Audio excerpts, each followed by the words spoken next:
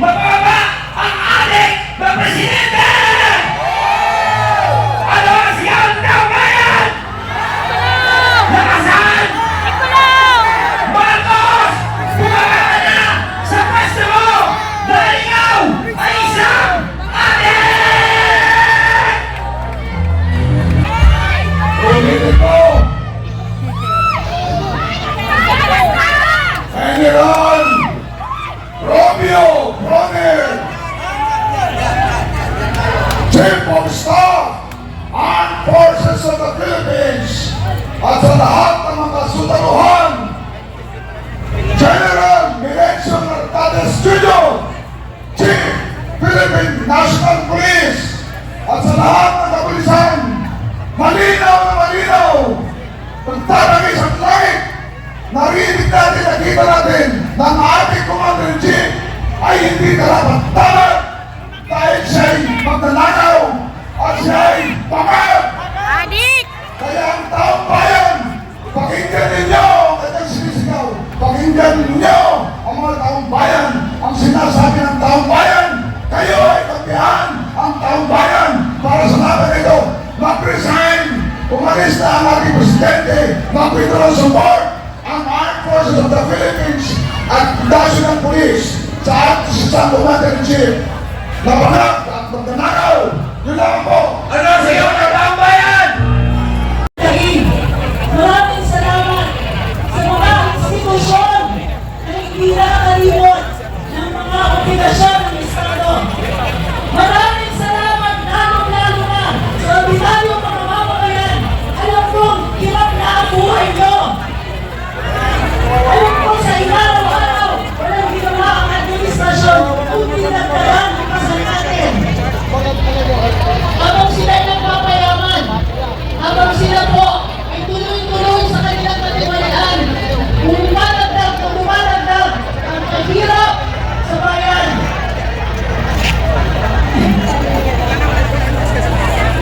Maraming salamat mga kasama. Hindi pa po tapos ang laban. Hindi pa po tapos. Lumabas na ang katiwalian, ngunit ang ating paninindigan sa araw na ito. Huwag mong kakalimutan dahil nakilahon kayo. Naging bahagi kayo ng ating kasaysayan. Ano ang pangyayaring susunod? Ito ang kailangan natin pag-isapan. Huwag natin kakalimutan ang dahil natin. Nasuwian na yata tao? Ang Pangulo natin may problema. Ang Pangulo natin may health condition. Ang Pangulo natin ay kailangan managot sa taong bayan sa tunay na estado ng kanyang pag-iisip. Yes! Kailangan ilabas na! Ikaw pa, Mr. President, ay may kapansanan sa isip sa paggamit mo ng mga pinagbabawal na gamot.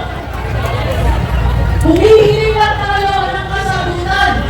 Be accountable! Be transparent! Kung wala yan, walang hustisya. Sa araw-araw, umuhuli ka ng kriminal. Pero kung ang kriminal ang mga namumuno, nasan ang hustisya dyan? Muli, ang panawagan natin, managot siya. Sagutin niya, do you have a health issue, Mr. President? Sabi sa sabi ng batas, kailangan ilabas mo yan! Sabi sa sabi ng batas, bawal itago kapag may sakit. Bawal ang lahat ng krimen nila nagagawa nila kasi tinatago. Ang lahat ng mga problema ng bayan lumalaki dahil tinatago. Ang hihingan natin, magsabi kayo ng totoo. At kung totoo man na mayroon kayong problema sa inyong kalusugan, mag-report kayo sa mga taong naghalang sa iyo at gawin nyo ang kailangan nyo nang gawin para sa maayos na pamumuno ng bayan. Uulitin ko, kailangan maging accountable, kailangan maging transparent, lalo-lalo na sa estado ng kalusugan.